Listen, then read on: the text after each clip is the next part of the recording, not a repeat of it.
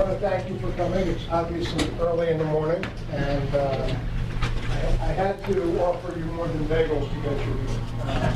And I think that you will find the presentation of interest. Obviously, some of the memorabilia catches your eye. I can't help but catch your eye. But initially, I'd like to introduce you to Lou Schonfeld, who I've had the pleasure of working with for 30 years. He is and has been certainly a fixture in the Philadelphia sports and entertainment and just the general political action of this city since he was a reporter covering City Hall in the 60s. Since then, he has gone on to a fairly well-known and illustrious career. He was president of the Sixers, vice president of the Flyers, vice president of the Eagles, president of the Spectrum. He's the guy who created the Flyers, Kate Smith legend. He named the Kicks soccer team. He named the Spectrum. He's president, has been president of the Spectrum, Comcast. It's a very complete career with just one item that he's looking to cap that career, and that is the Museum of Sports, which is frankly, I think, going to be an amazing thing for the city and for President O'Connor, which is going to be closely associated with it. Rather than me go into a discussion, I think the appropriate person to tell you a little bit more about the Museum of Sports is Lou Schonfeld. Thanks, Carl. After hearing all those things I did, now I know why I'm so tired. Or as my wife says, why can't you hold one job? Well, the truth is, once I get something and I get it accomplished, I move on, sometimes not at my own decision. But I like new and exciting things. I can't sit and do something that becomes a money machine, especially if I don't own it. But I like to do something that's never been done before. When we talked about bringing hockey to Philadelphia, people said, hockey in Philadelphia, are you crazy? First of all, we weren't even expected to get a franchise. There were 6 new franchises to be awarded to join the 6 existing franchises. And Baltimore was one of the cities that thought they were way ahead of Philadelphia because they had a great hockey history. Well, we beat them out. And we've been beating people out since then. And we built the Spectrum, and we built the Wells Fargo Center, and we started Prism, Comcast Sportsnet, Global Spectrum, which now handles 125 buildings around the world.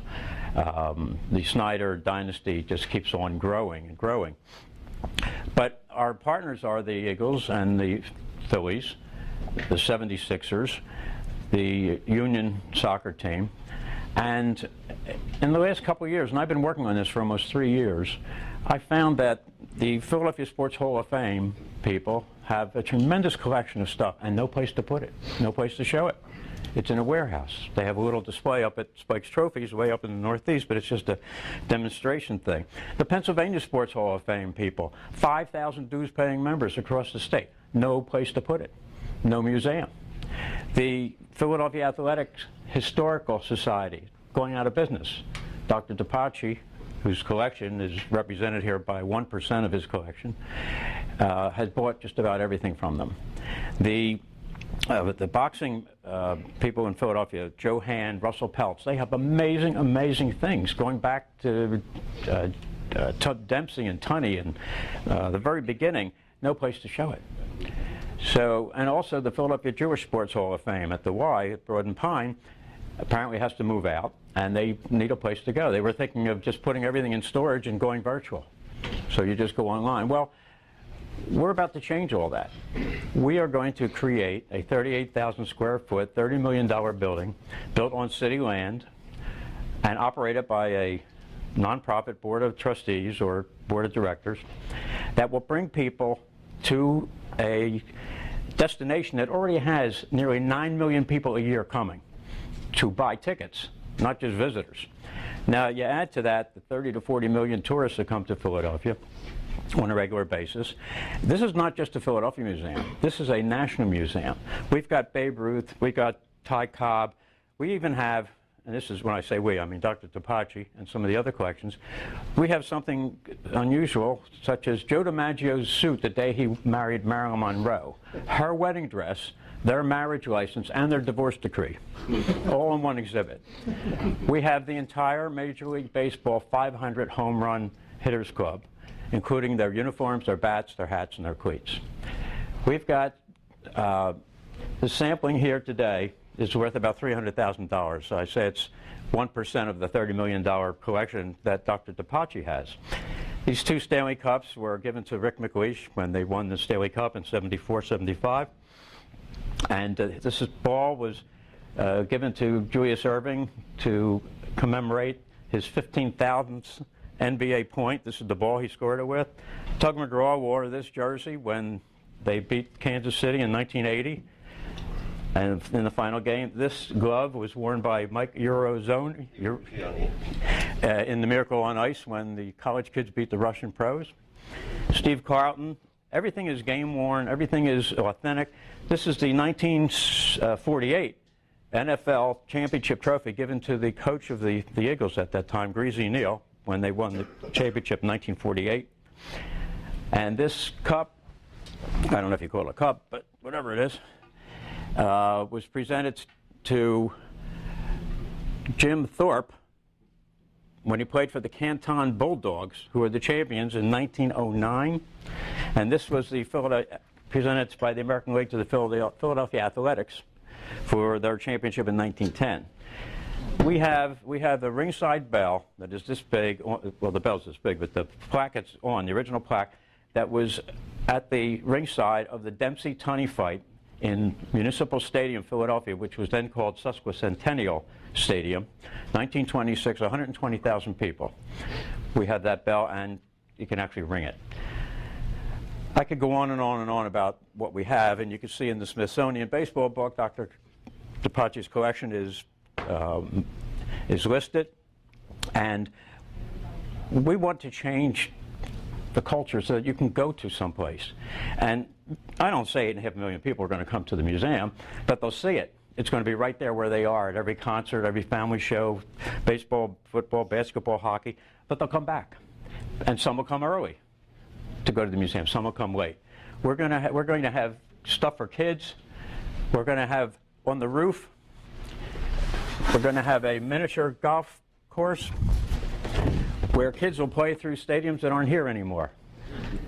The Spectrum, the Vet, Baker Ball, the original Yankee Stadium. We're going to have a bus similar to what you might have seen in the movie 42, an old-time baseball touring bus, pick up groups, small groups from the convention center and hotels in Center City. This picture over here exemplifies the city of Philadelphia fans. This is not, these guys are not from Actors Studio. They were actually in the parking lot when my dear friend and advertising agency guru, Elliot Curson, went through the parking lot before the game and just asked these guys if they could take their picture. Now, I know the lawyers say we got to get a release, so, but who's going to ask this guy? You know, because we could sign his ex for him. He won't know the difference. No, but we are trying to get a release. So, in hoping to change this, we have put together a video that I think demonstrates what we plan to do. And Tommy, if you let that roll. When sports writers throughout the country are asked which city cares most about sports, only one city is mentioned. The only city that has 4 major sports at one convenient location. The only city where the sports fans booed Santa Claus. Philadelphia. Philadelphia is a city that's laden with museums, but doesn't have the one museum for which sports fans clamor. But that's going to change. Introducing the Philadelphia Museum of Sports, a 38,000-foot complex that will feature every major sport. And with interactive exhibits, it'll be a total family experience. The museum will showcase a collection of memorabilia, gathered by renowned heart surgeon Dr. Nicholas DePaci. It's the largest sports memorabilia collection of its kind. The Museum of Sports will be where everything happens. The Philadelphia Sports Complex, the place where nearly 9 million people a year come to see the Phillies, Eagles, Flyers, and Sixers. Concerts, family shows, and the ultimate sports bar, Xfinity Live. A 40-seat theater with seats from famous stadiums will show classic sports films. There'll be an actual training room where kids will be shown how to prevent injuries. The concession stand will be a throwback to the 40s, and changing exhibits will keep them coming back. When I was mayor of Philadelphia and governor of Pennsylvania, the idea of creating a sports museum was a dream. But now it's going to happen. It's the right time and the right place. The Philadelphia Museum of Sports. Yo, it's about time.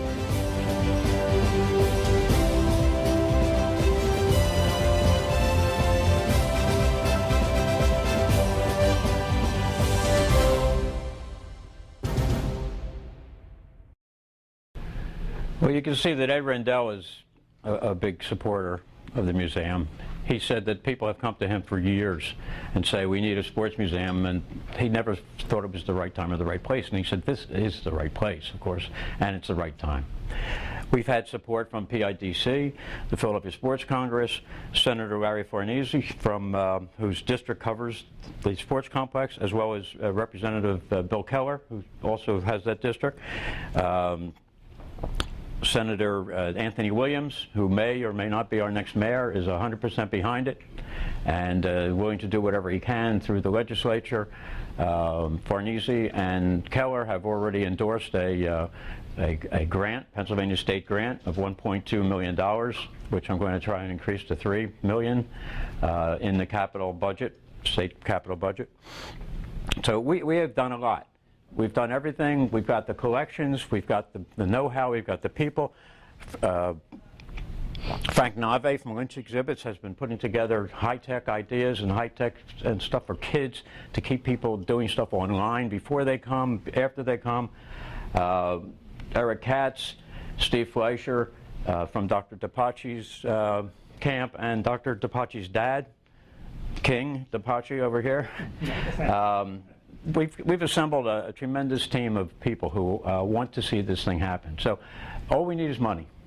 And that's why we are launching today a campaign to raise funds. The video will go viral. I don't mean it's going to be a sensation around the world, but I mean we're going to get it up. It's already on YouTube. We'll have our own website. These books are very, very impressive. It tells the entire story. I'm having smaller ones made, and I also have a digital one, so everybody can have them. And we're also going to add financial facts and figures and then some real hard information, so if and when you talk to someone who's interested, you have a whole complete background. I am always available. I know Carl Weiss, who's been a great supporter as well, is available to go and speak to people or to meet them or take them. We would love to take people to Dr. DePaci's house in Haddonfield, which is a museum in itself. And unfortunately for him, his wife wants the stuff out of there because she wants her kitchen back. So it's an exciting, fun thing for Philadelphia. There's no such thing in the world as a museum that celebrates all sports. There's a museum for everything. You've got baseball, football, basketball, hockey, lacrosse, soccer, cycling, rowing. There's even a carved duck decoy museum. And if you ever drive from here up to New England, you'll see signs for museums you've never heard of. The Bubblegum Museum, they're forever. But this is something that is so substantial and will be another in the line of great Philadelphia museums. So we appreciate you being here. We appreciate your help. Be happy to answer any questions. And look under your seat, and if you get if there's a coin, you get to take home one of these. Try and find that coin. So how much money are you trying to raise? $30 million. And how much money do you need to start construction? Are you raising all of it and then you're leveraging to do the rest, or? I think we'd like to get to a point A where we get some seed money so we can continue with plans, schematics, drawings. and have the layout done of the inside. And I think if we can raise a few million, we could get started with that. And then I would say, and I'd have to talk to Carl and some of the financial people, I think if we get up into the 10, 12 million, I think we're committed at that point. Right. And our timetable would be to open 2 years from today. Would you expect it to be fundraising around the country? Yes. Yes. Not local? No. We're talking to people in Los Angeles, New York, Chicago. There are people who have Philadelphia ties that are all around. There are foundations that have nothing to do with Philadelphia, but they do have money for children and sports, and children are very important to this project. My plan is to have all the schools come free in the mornings, but I'm going to ask corporations to pay $7,000 to sponsor 1,000 kids. So, for instance, you name the company, and they give us a check for $7,000. We will then use that to bring in 1,000 kids. So if we get 10 of those a year, we've got 70,000 kids coming, free of charge. The kids have to learn what it is to make it in life, and that's why these heroes, who they think are, freaks of nature, that they never can become, well, you can, with dedication, hard work, education, proper nutrition, discipline. These are the things we want to teach the kids. I mean, they don't know who Joe DiMaggio was. They think he was Mr. Coffee. They think that they've never heard of Paul Arizin. I mean, Richie Ashburn, his name will be forgotten in a few years. And we want to bring all this to life, not even thinking about Jim Thorpe, one of the greatest athletes of all time. Somebody like Steve Carlton, Tug McGraw, who not only threw the last out in the World Series, but led the Philadelphia Orchestra. So there's a lot behind this. There's one jersey that the Apache folks have from Ed Delahanty. Now, he was a player back around the turn of the century for the Phillies who hit up near 400. But he was a drinker, which is unheard of in sports. And he disappeared off the train, the Phillies train, over Niagara Falls. They don't know whether he fell, he jumped, or was pushed. And to this day, obviously I haven't found him, but it's a mystery. But we have his shirt to prove he was alive. We have shirts from the early days of the Phillies, the Eagles. We have Chuck Bednarik's rookie shirt. We have his University of Pennsylvania shirt. Everything's authentic and authenticated. They have forensic memorabilia people now with microscopes, and they go in and look at the threads. And if you look at a Jackie Robinson, we have Jackie Robinson's rookie shirt with a tear in it and a blood spot. And that was examined with a microscope to see what threads were actually inside the material to tell you what year it was probably made. So it's a big business now. Dr. Tapachi has over $30 million worth of stuff. He's been collecting for 30 years. He was in the news a couple years ago when nuns in Baltimore were given, someone left them a Honus Wagner baseball card and said, if you ever really need money, sell this. And he read that they're going to have to close their establishment down there, and he went down and bought it for $230,000 approximately. And he walks around with it. Oh yeah, here it is. It's in plastic, but it's the Holy Grail. So the things he has is just totally amazing. He has a Ty Cobb jersey that he was just offered $3.1 million for.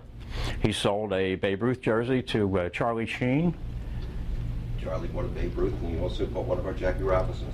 Charlie Sheen will buy anything. He just doesn't remember that he has it. So.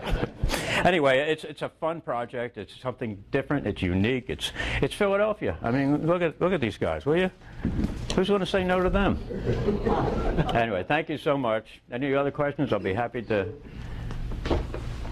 I think you may want to mention about the Anthony's and the. Oh yes. Is that me? That's me. We also have, to make it more of a critical mass, we have a lease in hand from Anthony's Coal-Fired Pizza. I don't know if any of you have been to their place in Wayne. Extremely popular. They also have one in Devon now. They have 42 of them up and down the East Coast, and they think being in our museum would be just ideal. We also have, we've been in negotiation with a high-end wine and cigar bar from Boca Raton. which also wants to be part of it. Now, obviously, these will be separate facilities with separate entrances and lots of exhaust, but it's something more than just going to the museum. You've got the restaurant, you've got for adults, and at night when there's a game going on, you've got the cigar bar, and we'll be right next to Xfinity Live, which is doing sensational business right now. Comcast Spectacor and the Cordish companies have co-development rights of 300,000 square feet in the parking lot, from where the Spectrum was to 11th Street over to the Wells Fargo Center. And this is all going to be part of a master plan, but we're ready to go. So we're talking to them about pinning that down. We will lease the ground from them. We'll build it, we'll operate it. And it's like a no-brainer for them.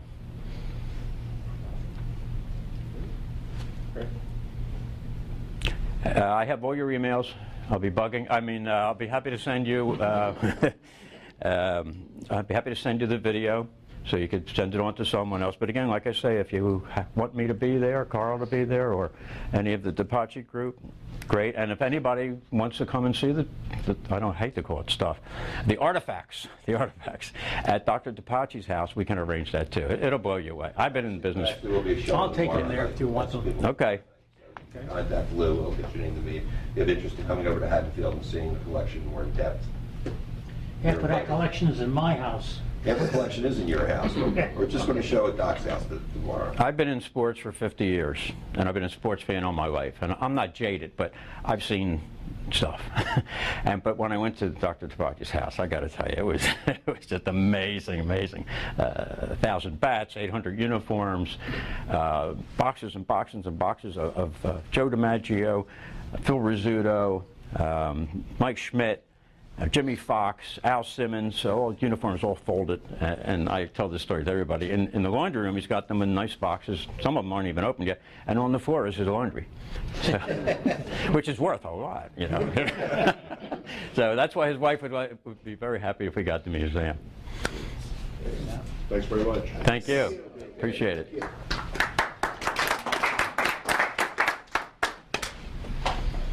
Anybody find a coin?